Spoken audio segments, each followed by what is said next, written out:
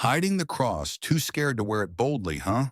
The reporter's voice cut through the White House press briefing room like a blade, sharp and deliberate. His tone dripped with mockery as he leaned forward in his chair, adjusting his glasses with a smirk. The room, packed with journalists, buzzed with tension.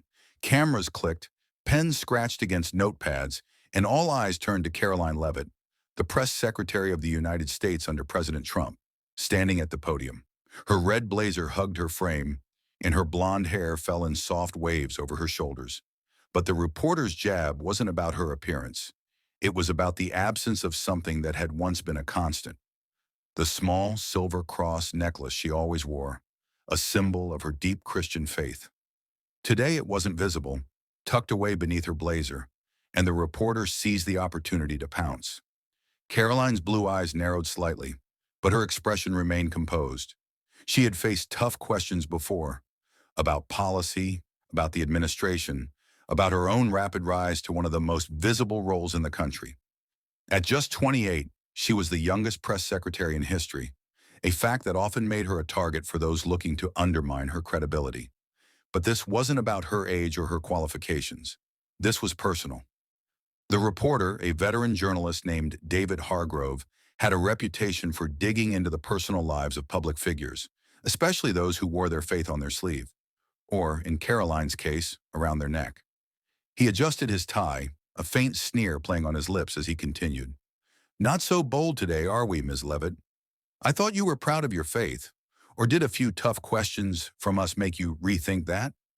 Maybe you're not as strong in your beliefs as you'd like us to think." His words hung in the air, heavy with accusation. A few other reporters shifted uncomfortably in their seats, sensing the line that had just been crossed. The room grew quieter, the weight of the moment pressing down on everyone present. Caroline's hands rested lightly on the podium, her fingers steady. She had heard the whispers before, the subtle jabs about her faith. It wasn't new. Ever since she stepped into the role, her cross necklace had been a point of discussion among the press corps.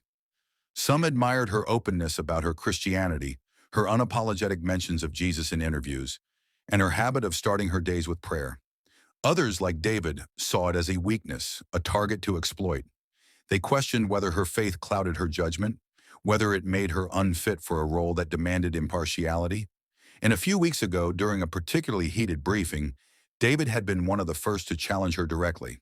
That day, he had asked her point blank if her belief in Jesus influenced her handling of the administration's policies on issues like abortion and religious freedom. Caroline had answered calmly, explaining that her faith guided her values, but that her job was to represent the president's agenda, not her personal beliefs. Her response had been measured, professional, but David hadn't let it go. He pressed further, asking if she thought her religion made her too biased to serve in such a high-profile position. The question had sparked a flurry of follow-ups from other reporters, each one digging deeper into her faith, her church attendance, even her childhood as the daughter of devout Christian parents in New Hampshire. By the end of the briefing, Caroline had felt the weight of their scrutiny like a physical burden. Since then, she had noticed the way some reporters watched her, their eyes lingering on the cross necklace she wore every day. It was a simple piece, a gift from her grandmother when she was a teenager, a reminder of the verse she held dear, "I can do all things through Christ who strengthens me." She had worn it through college, through her early career in politics, and into the White House. It was a quiet declaration of her faith, a source of comfort during the long, grueling days of her job. But after that briefing, the whispers had grown louder. Some called her too religious for the role. Others speculated that she was using her faith as a political tool, a way to appeal to the administration's conservative base. And a few, like David, openly mocked her, suggesting that her beliefs made her weak, unfit for the cutthroat world of Washington. So today, when Caroline had dressed for the briefing, she had made a conscious choice. She still wore the cross necklace.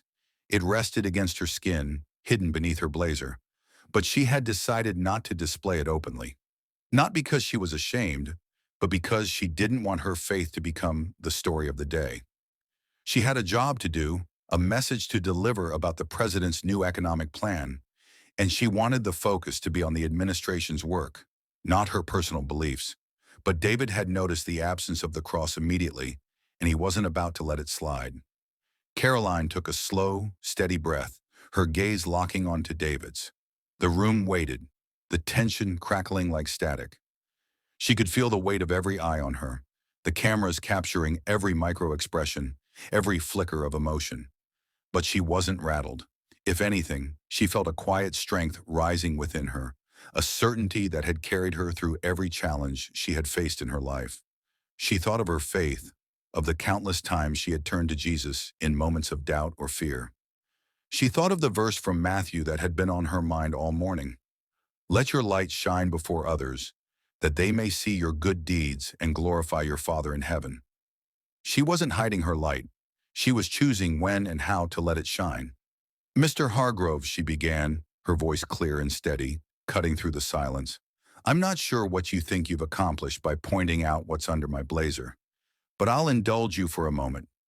Yes, I wear a cross necklace. I've worn it every day since I was 16, a gift from my grandmother who taught me what it means to walk with Jesus. It's still there today, resting against my heart where it belongs. I didn't tuck it away because I'm scared of your questions or your mockery.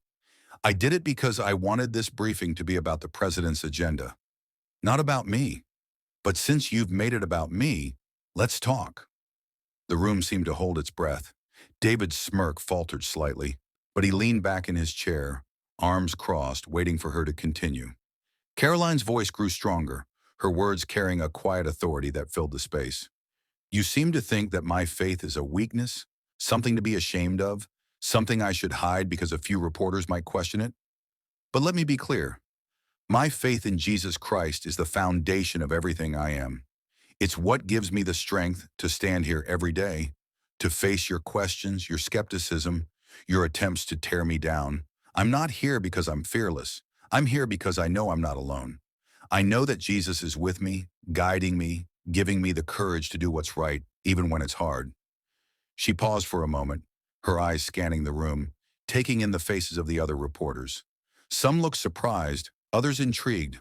A few shifted uncomfortably, unsure how to react to her unapologetic declaration. But Karoline wasn't finished. You want to talk about hiding, Mr. Hargrove?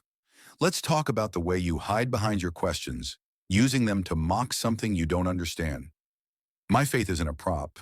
It's not a political statement. It's the core of who I am. I was raised to believe that Jesus died for me, that he loves me, that he has a plan for my life. And that belief has carried me through every challenge I've ever faced, through the loss of my grandmother, through the pressures of this job, through moments like this, when people like you try to make me feel small for what I hold sacred. David opened his mouth to interrupt, but Karoline held up a hand, her voice rising with a conviction that silenced him before he could speak. I'm not done, she said firmly. You think I'm scared because my necklace isn't on display today? You're wrong. I'm not scared of you or your questions or your mockery.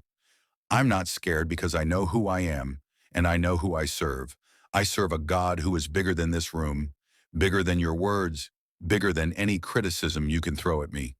And if you think for a second that I would let your taunts shake my faith, then you don't know me at all. The room was utterly silent now, the weight of her words settling over everyone like a heavy blanket. David's face had gone pale, his earlier confidence replaced by a flicker of uncertainty.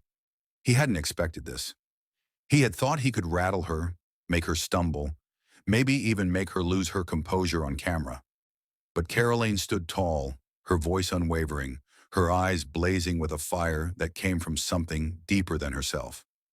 I wear my cross because it reminds me of Jesus' sacrifice, she continued.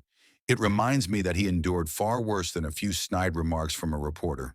He was mocked, beaten, crucified, and he still loved the people who did it to him. So if you think your words are going to make me hide my faith, you're mistaken. I don't hide my faith. I live it every day. In the way I treat people, in the way I do my job, in the way I stand here and answer your questions, even when they're meant to tear me down. She reached up then, her fingers brushing the collar of her blazer. With a deliberate motion, she pulled the fabric aside, revealing the small silver cross that rested against her skin. The room erupted in a flurry of camera flashes, the sound of shutters clicking filling the air. Karoline didn't flinch.